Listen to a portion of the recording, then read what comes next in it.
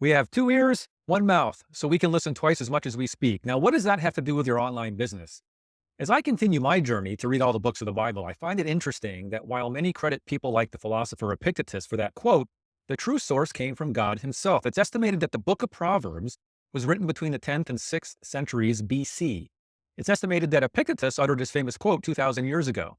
2,000 years ago versus roughly 2,600 or 3,000 years ago. What came before Epictetus? Proverbs 10:19 came before him. It says, "In the multitude of words there wanteth not sin, but he that refraineth his lips is wise." John Corson, in his commentary Bible, illuminates, the more we speak, the more vulnerable we are to sin, and the more likely it is we'll say something we wish we hadn't said. Therefore, I believe it would do each of us well to listen more and speak less. In simple English, we have two ears, one mouth, so let's use them accordingly. It's interesting, by the way, that much of the self-improvement material out there is an adjusted repeat of what God already told us. Now, why is this important to today's internet entrepreneurs? I suggest that the biggest problem you face in business is you, not competitors, not the market. It's your ability or lack thereof to listen well. As you build your affiliate marketing, network marketing, or custom product business, like you're building a course, you've become a coach, think about the biases, the old ideas, the limiting beliefs, and self-sabotaging thoughts you bring to the table. I find it interesting when someone learning how online business works talks more than they listen. They hear their business coach or mentor say, "Learn how to write well." And the student goes on and on about how they can't write. They don't like to write. Build a blog. And the student goes on and on about how that takes too long or it seems hard. Cultivate relationships on social media. And the student goes on about how that takes too long and they think they should just announce their product or service and people will flock to them. They talk and talk and talk and talk. The chatter is littered with negative thoughts, limiting beliefs, and all the reasons why things won't or can't work. And I'm not judging either. I used to do the exact same thing. Or the favorite for me though is, "This will take too long." To that I ask, too long compared to what? I find it funny that some younger folks look at my white hair and call me a boomer. I've got news for you. I was challenging society's planned box for you and me back when I was 12 or 13 in 1983 or 1984. Check the dates. I'm not even a boomer, smart guy. I'm what they call a Gen Xer, known for our desire to be more independent. Seriously though, one of the things I admire about younger people today, those in their 20s and 30s, is a curiosity that I see in many of you. A curiosity that gets you thinking about how to challenge society's status quo of getting a job, and that's about it in life. As another aside, I think it's dangerous for people of different generations to use boomer or millennial as derogatory terms. I got laughed at by people in my own generation when my ideas didn't fit the dumb crap our teachers and politicians of that day. I see people in the younger generation who see what I see, and plenty of them who don't see it. I don't believe it's a generational thing as much as it's a spiritual thing, meaning how well can a person see through the BS thrown at them by big media, whether it's on the left with CNN or the right with Fox, the government in its pursuit of absolute power, or the propaganda taught in our government-controlled schools. Hey, my friend, are you enjoying this content? If you are genuinely enjoying it, would you do me a big favor and just demolish the like button? Let others know out there that you like this. It'll make YouTube put it out there to other people like you that would also enjoy this content. It would mean a lot to me. It would mean a lot to the other people that do get a chance to see this content. Again, demolish the like button. And if you really want to go further, I would be honored if you would also subscribe to the channel so I can keep in contact with you and you'll always know when I put out more content like this. Anyway, way back when, I was telling people that working 40 years for a company and retiring with a small government thank you check didn't make sense to me. Going to college, getting in debt for hundreds of thousands of dollars didn't make sense to me. Yet what do most of us do? We listen to society tell us we need to go to school for 17 to 25 years, then get a job, and then wait 10 years to get the big raise, then get stuck at that amount for another 20, 25 plus years, and end up scrambling at the end to eat and continue paying taxes on the house. And then we say, wait, I need to bust my rump for 1, 2, 3 years or so to build something big in my online business? That seems too long. I compare that to society's plan for us and I go, huh? Really? Too long? Compared to a lifetime of desperation, wishing there was more to it? There's a better way to increase your income online, and that is to become a student of the game.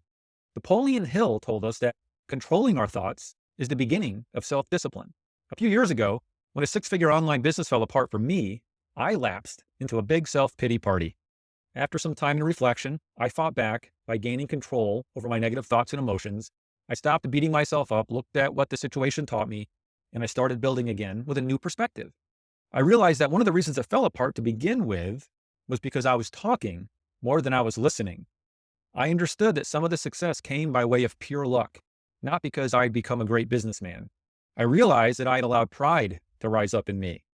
As an aside, open up Isaiah 14 and Ezekiel 28 for a lesson about pride and how it caused the fall of man and put us in the predicament we're all in today.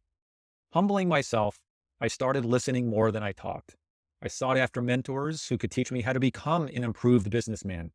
I doubled down on learning the skills required of all of us in this new information age. Skills like sales, marketing, speaking, content creation. And that's what I humbly suggest you focus on if you want to build something evergreen, something that allows you to leave your legacy on the world. Are you prone to looking for a quick fix to making a buck online? I get it. I was there at one point. Honestly assess, though, your skills in the following areas: sales, marketing, speaking, content creation. If you rank yourself from 1 to 10 in all 4 areas, where are you? Are you working daily to increase those skills? By the way, AI is not the solution or shortcut so many will have you believe. I've learned to incorporate AI tools into my business and workflow, but I know for a fact that people crave human connection. Nobody wants to follow a bot. Use AI intelligently to help with brainstorming, with outlining and planning. But if we expect AI to start, run our businesses and increase our revenue for us while we sit around playing games in the park, well, we'll find ourselves falling behind those who inject the human element into their workflows and businesses. Napoleon Hill also tells us this: success is a journey, not a destination. It's all about the lifelong learning process. If you say things like, I don't like to read, I don't like to learn new things, I'm bored, I humbly suggest that you're trying to start and run the wrong business for you. When you're excited about the topic of your business, you'll discover a renewed excitement to learn more every minute and hour of the day. 99% of the time, building an online business means creating a me business brand approach. You might start by becoming a network marketing rep, or you become an affiliate marketer selling other people's products and services, or you might start with a course or become a coach. Either way, the last several years taught us that people identify more with personal brand than corporate brands. Think Neil Patel and Brian Dean in the SEO field. Think Elon Musk and his various companies. People identify more with Musk than SpaceX. Think Tim Ferriss. Think Tony Robbins. Think Tom Brady. Think Seth Godin. Think Billie Eilish. Think Martha Stewart. Think Oprah. Heck, go back and think about a personal brand like Steve Jobs against the Apple brand. By the way, don't let your personal differences with any of the above people interfere with the point I'm getting across to you. I have severe personal problems with many of the above people. My point is that you and I need to think about our values and the problems we want to solve for others.